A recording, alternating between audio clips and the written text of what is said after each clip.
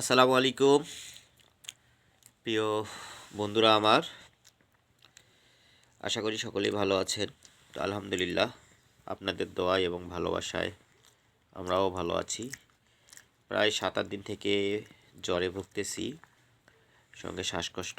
আর আজকে বিকেল থেকে আমার এই কলিজা পাখিটা একটু একটু জ্বর আসছে, সেজন্য হাতে রুটি দিয়ে ওকে কম্বলের নিচে নিয়ে সোফায় বসে আছি।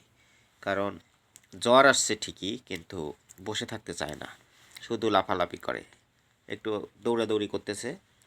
তো ভাবলাম যে একটু ঠান্ডার মধ্যে দৌড়াদৌড়ি না করে ওকে কোচার মধ্যে নিয়ে বসে থাকি, কিন্তু কোচায় ওঠেনি, দেখেন সাইডে বসে আছে।